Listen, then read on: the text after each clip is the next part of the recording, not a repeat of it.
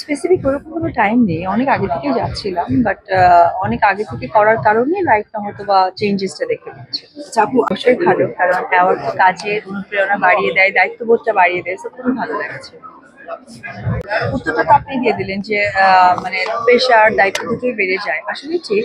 তবে অ্যাওয়ার্ড যেটা হয় কি যে আমরা যে কাজটা করেছি বা কাজ করছি এতদিন এত বছর ধরে, আসলে সেইটারই দায়িত্ববোধের জায়গাটা আমার মনে হয় যে আরো যুক্ত করে দেয়, আরো কঠিন ভাবে যে ভালো কাজ করতে হবে, ভালো কাজ নিয়ে আমাদের সামনে আসতে হবে। প্রথমেই ভক্তদের ভালোবাসাতে আজকেও অব্দি বিশেষ আমি আপনাদের সকলের মাঝে আছি।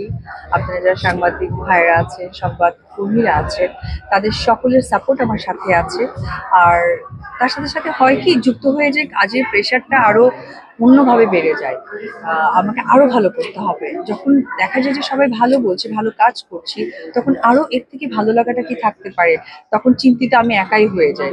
তো সবকিছু মিলে ভালো লাগছে, এবং সকলের ভালোবাসাতেই আমি আজকে বিশ্বাস। একজন তারকার দুইটা সত্তা থাকে, একটা হচ্ছে ব্যক্তি সত্তা আর একটা হচ্ছে তারকা সত্তা। তো অপবিশ্বাস তারকা অপবিশ্বাসকে কিভাবে ব্যাখ্যা করবে? তারকা উপবিশ্বাসকে ব্যাখ্যা করবে দর্শক এবং আপনারা। আর ব্যক্তি অপবিশ্বাসকে কিভাবে ব্যাখ্যা করবে?